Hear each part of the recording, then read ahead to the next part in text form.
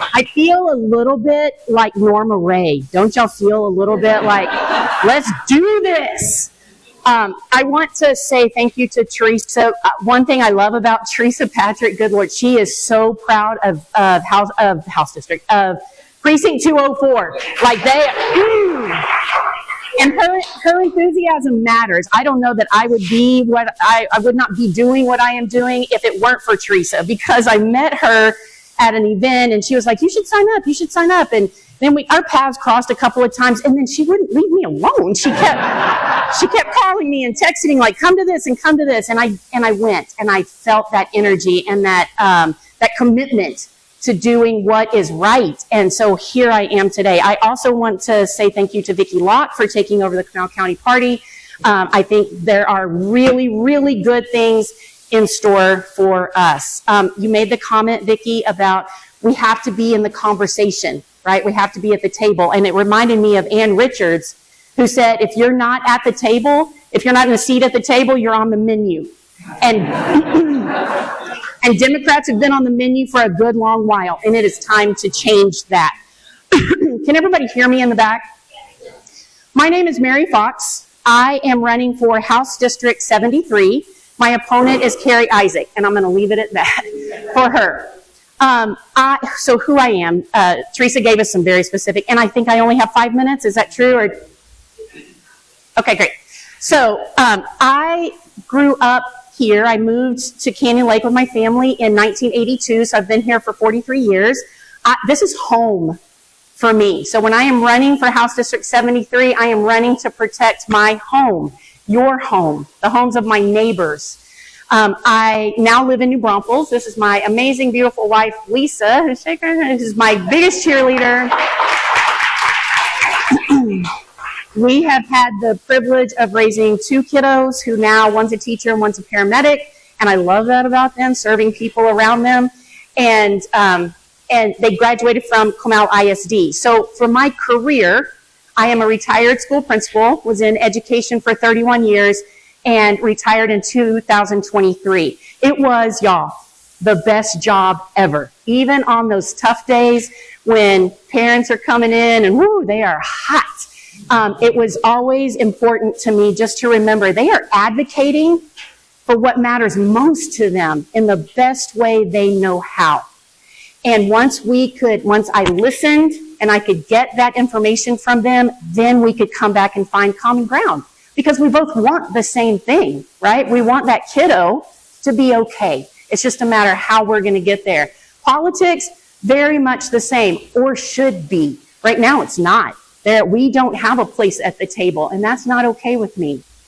So, very strong advocate for public education. Another issue that is so very concerning to me is water. Our water. I had the privilege of growing up Canyon Lake, New Braunfels area. I swam in the rivers and in the lake, and it was glorious, right? The very first house I owned was in Whispering Hills, and we were on a well.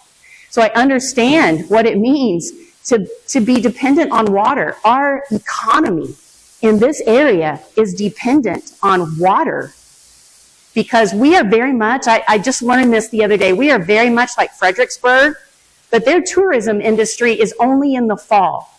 Our tourism industry is year-round. Why is that? Because of water. So it is imperative that we protect that resource, both for wells for private owners and for our lakes and our rivers.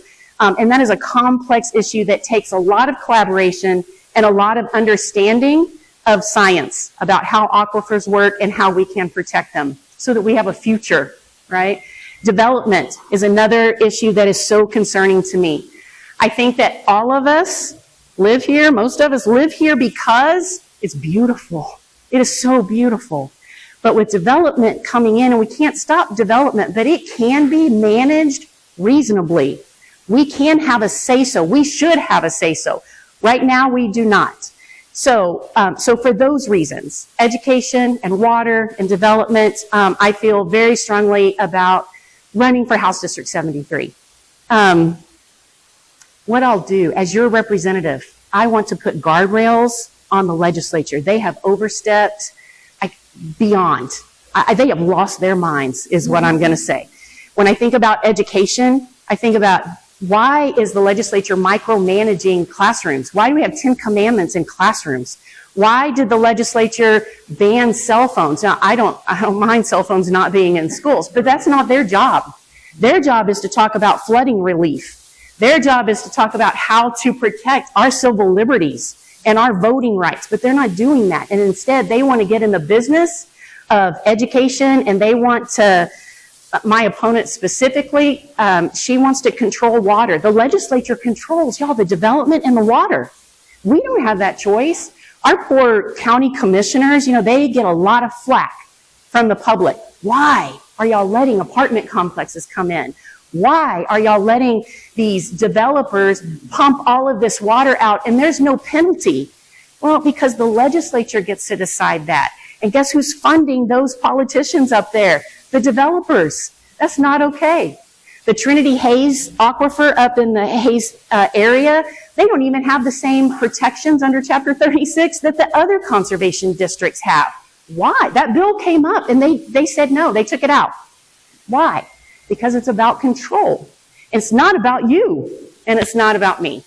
So as your representative, I want to put guardrails on the Texas legislature, and I want to have conversations about what matters to the people here, because we deserve to have a place at the table. I don't always have the right answer, and I think that's okay. It's one of the things I learned as a principal. I wasn't hired to have all the answers. I was hired to ask the right questions and to be fearless in asking those questions, because those questions are what hopefully will drive conversations that result in policies and in procedures that protect us and our way of life and the things that matter most to us. So, am I taking questions yet? Awesome. Questions? Yes, sir. Yes. I live in Bulverde, and for a long time I thought I'd be really good right here. Right, I know.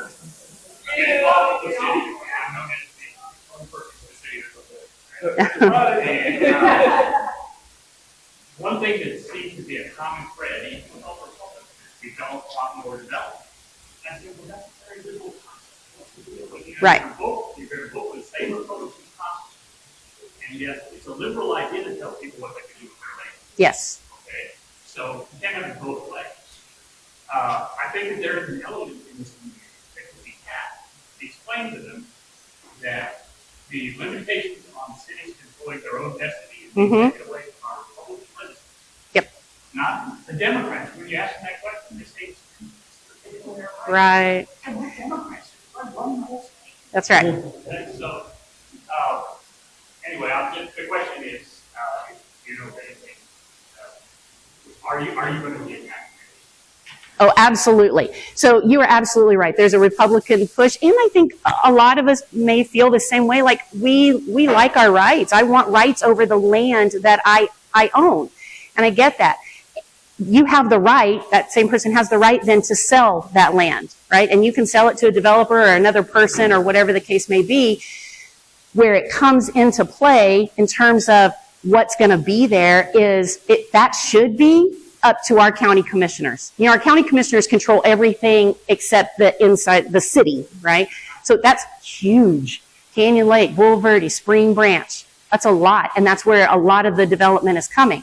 And so those county commissioners should have the priority about what is reasonable growth for us, what it looks like, what infrastructure is needed before that happens, what do we have the water for that? I know recently the Texas Water Company at Canyon Lake denied a permit for a subdivision going in Fisher, and we all cheered. That's fantastic, and absolutely I'm excited about that. They shouldn't have to deny that. The county commissioners should have the power to deny that. We don't have the water.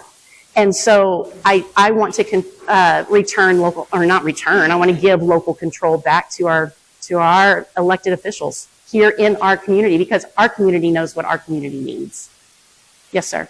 So TCEQ is typically rubber stamp. It is indeed. Yep. The question I have is, who controls and oversees TCEQ? Is it the commissioner level or is it the legislature? The legislature controls the TECQ. It's the legislature. Yep. Yep. Yes, sir. Just curious, how would you go about, after you win, Thank you. after you win,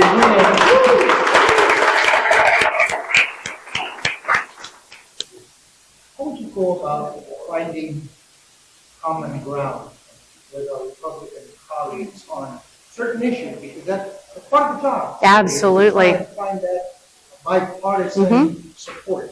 Yes, so how can we find common ground? So as a school principal, I did that every day of my job because I was kind of, people think that principals have a lot of power. We don't. But we're stuck between kind of a superintendent and the school board and then teachers and parents. And so you have to walk that middle line, and running a school, managing a school is about helping people with very competing, like they have competing forces. They want the same money, they want the same opportunity, whatever. And you have to figure out how to work with one another and then how to find a solution or a resolution that fits the needs of everybody involved. So how do I go about doing that? One, I listen. Two, I get people involved. I seek input from the people who are closest to that work because they are the ones who understand what's happening. It's one of my frustrations with the legislature. They make rules. They don't have all the answers, nor could they, but they're also not seeking input. Like they want to make these rules for education. That's just my basic, my bedrock. And they are not asking any questions of the people who are actually doing the work. So I listen, I seek input, I develop relationships because we can disagree all day long about policy, but there are things that we believe to be the same. We want our children to be healthy and to have clean water and clean air. We want our schools, for the most part, even Republicans want our public schools to be strong because our public schools supply our workforce. They, and we saw it during the pandemic, right? Schools don't just educate, good Lord. They counsel, they feed, they nurse, they transport, they nurture, they do a lot of things. And so I think just talking, developing those relationships to bring it all back together, and being willing to hear a different point of view. It's not my way or the highway, nor should it be on the other side. But again, I think I'm really good at being able to say, well, have you considered? Not you're wrong, but have you considered or tell me more about that and having those conversations.